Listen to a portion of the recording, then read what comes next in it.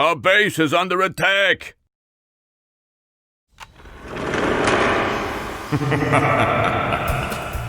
Possible Creatures is an RTS developed by Relic Entertainment. It was initially released in 2003 and received an additional free expansion in 2004 in the form of Insect Invasion. The game later came to Steam in 2015 and was a perfect excuse to revisit the game. I still have the original CD and sleeve tucked away in a cabinet somewhere.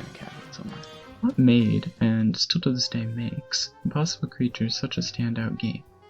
Unlike traditional RTS games in which you select a faction and are provided with preset units, faction abilities, and upgrades, Impossible Creatures has a shared tech tree and structures for all players.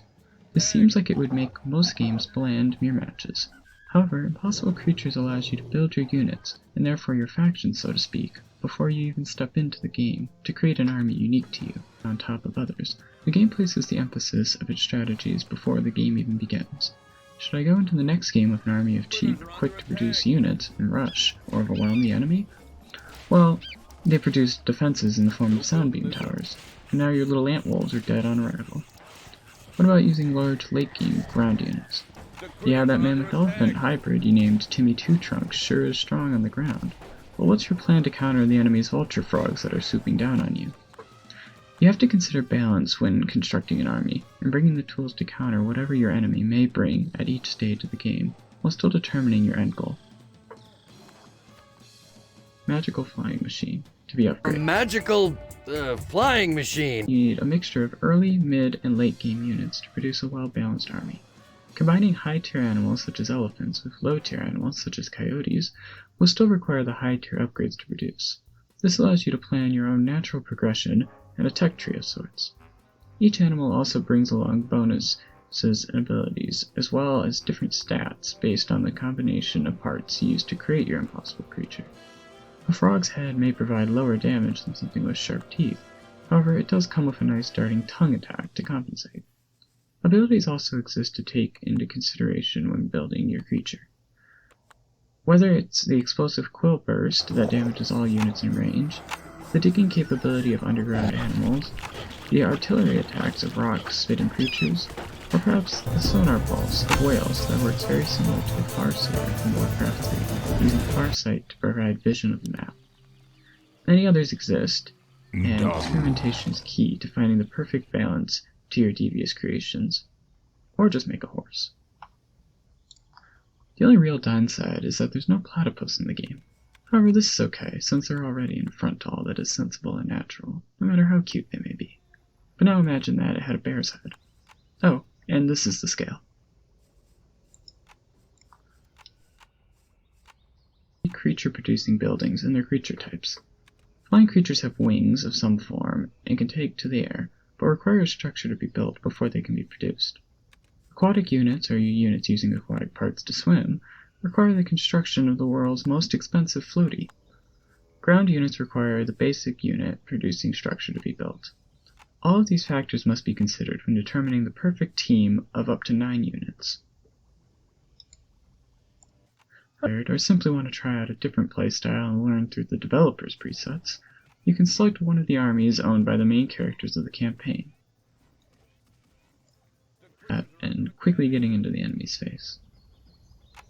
Fast aggressive tactics will throw your opponent off guard. Balance is the key to versatility, and versatility will allow you to be prepared for anything. Balanced army to address most situations. There's a penalty for being a traitor where I come from. Death. And harassing the opponent's economy. Oh my. And staying a constant threat through speed and health regeneration. Perhaps you should select a different army. My creatures are likely too much for you to handle. And building a strong economy to dominate in the end tier. Because everything I told you so far about these characters is pointless, since only one matters. I'm a little teapot, short and blah, blah, blah, blah, blah, blah, doo dee dee dum. So when I get all steamed up, I just, slap the doodle and pour me out, right? Book is spelled. In the multiplayer or scenario mode. and each offers a unique biome and color scheme to keep matches feeling fresh while still learning the map layouts. The goal of the match is to destroy the enemy lab, this being the classic kill the enemy base mode prevalent in RTS games. So there's no need to worry about that one burrowed unit in the corner of the map hiding away. The economy is focused around two resources, coal and electricity, as well as having a population capacity.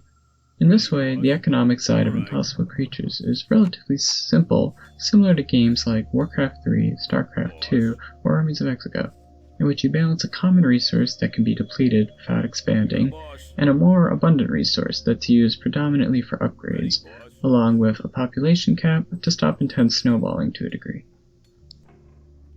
Henchmen are the gatherers and builders for Impossible Creatures, and the backbone of your economy and key to success. Here they are collecting ore, building structures, breaking structures to build structures on the ruins of their foes, building a secret hey, wait a minute. Henchmen are important to success, but they're also not helpless in a fight. Just pay attention to your initial coal mines so you don't end up making the long exodus to the expansions your enemy has likely already captured.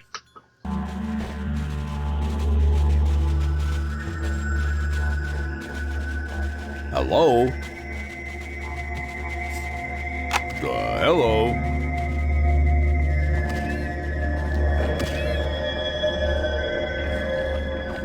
Henchman under attack! Electricity is obtained by building lightning rods and slapping giant box fans on geysers. The turbines are dangerous as they're placed further from your base, however they can be upgraded to provide large amounts of energy. Similarly, workshops can be built by coal mines further from the base, similar to granaries in Age of Mythology. However, without providing upgrades for your workers' productivity.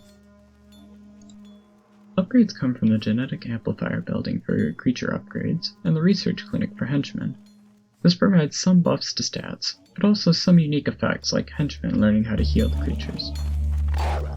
Combat can become hectic when large battles ensue, or multiple players are fighting, but the actual combat gameplay of Impossible Creatures is pretty standard, with its share of micromanagement, albeit not to the extreme scale of some other games.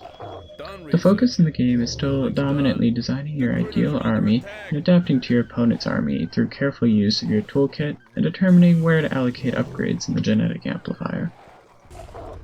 The real charm in Impossible Creatures is certainly the freedom to create and experiment with the different creature combinations, and while the combat and core systems are designed well enough to keep the game engaging, the greatest joy is seeing your oddball armadillo dragonfly roll its way to victory against a stampede of shark hippos. This is where the game truly excels, and why to this day I will always list it among my favorite games of all time. If a strategy fails, then you analyze the weaknesses in your team and determine whether or not you lost because your army, at its best, wasn't up to the opponent's, or if you can swap out the front legs of your one creature for ones that will provide digging, and allow you to maneuver and outplay your opponent better. When in doubt, you can always go defensive route.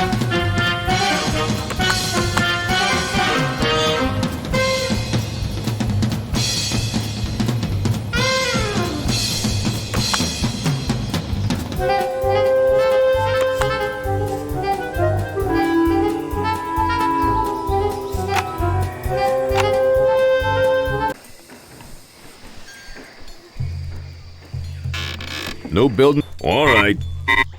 Okay. Ready, boss. No building is up. Hello. Ready, boss. All right. Hello. You're the boss.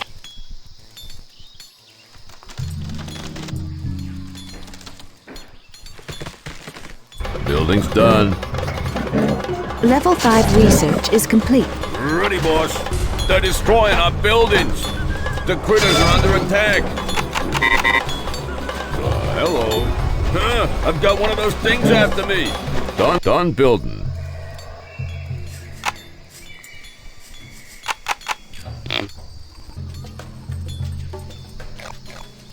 Well, that's what I call turtling.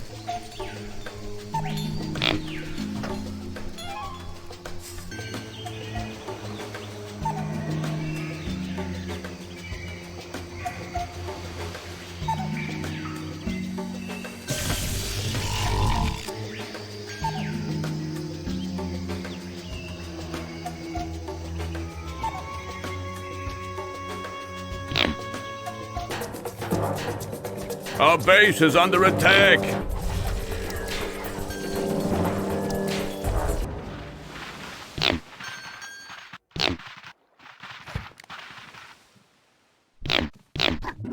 The critters are under attack.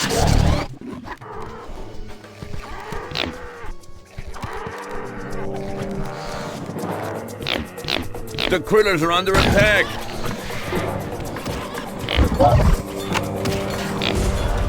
The critters are under attack.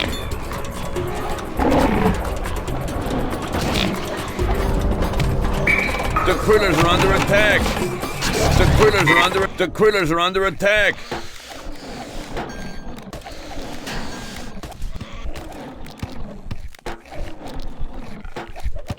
The critters are under attack.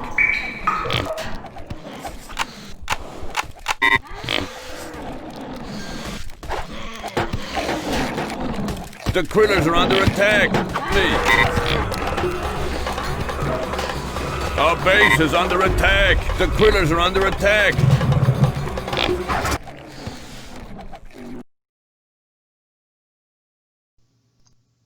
So how about the campaign?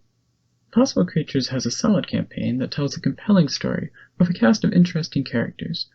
One thing I must admit is that, as a kid when the game first came out, I spent most of my time in the creature creator and messing about in custom games. I know that I played through a decent amount of the story, but ultimately did not complete it until much later when I revisited the game. I won't go into too much detail about the campaign story, but if you're interested in playing it for yourself, I highly recommend it. With the release of the Steam edition, it's easy to get a hold of, and certainly worth the $10 price tag for messing about in the creator alone. Bring friends, too, as the game is definitely more enjoyable seeing the wild creations that others bring to the table. I'll briefly mention how the story kicks off, so if you'd like absolutely zero story spoilers, then skip to the times new. Alright, time to send the scorpion wolves after them when they run. The story starts off with the protagonist, Rex Chance, receiving word from his father and renowned scientist Dr. Eric Chankov, whom Rex presumed to be dead for years. Rex is asked to come to a remote chain of islands to see his father, and he quickly gets up close and personal with the local wildlife.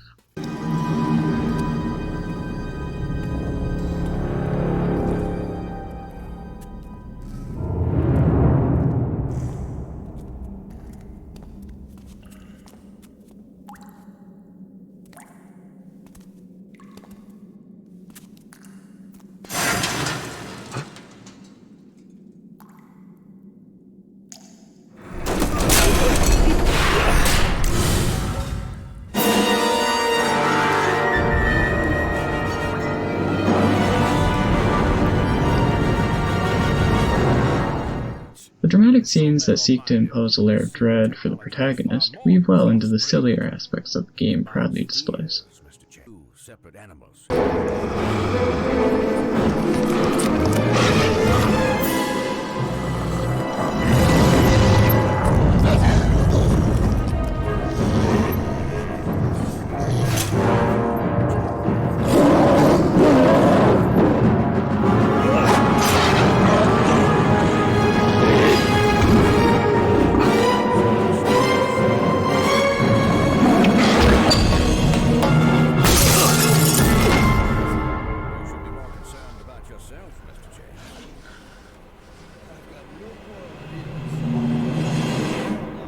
Characters have their own charm, too, that complements the overall silliness of the game, while portraying the action-adventure genre well.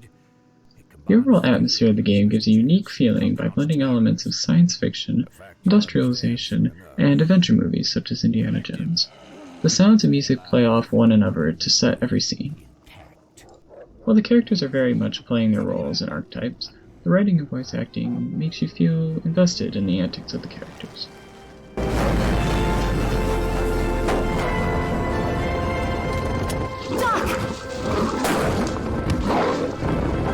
Get on! Get him! Get him! Hurry! I'm out of darts!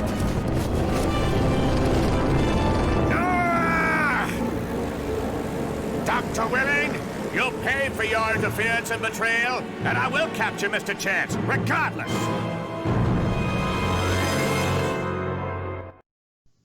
The campaign handles the creature creation in a fun way by having you track down creatures throughout the missions and tag them in order to add their DNA to your collection to create creatures in the normal manner.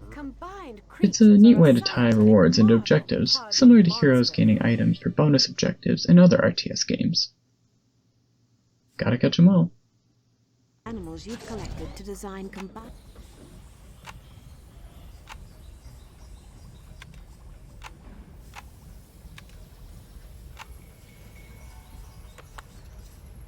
Hello! Similar to multiplayer maps, the islands that you explore for the campaign are varied in biome and build off the There's characters. a big beast up near our temple that's developed a real taste for sled dogs. And we're all out of sled dogs! So in conclusion, what is it about Impossible Creatures that made it one of my most cherished games of all time?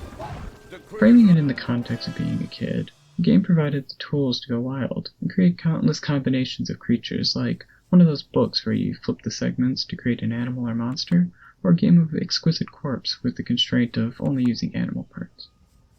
The game offered a unique approach to the RTS genre that sadly hasn't really been replicated since to the same degree.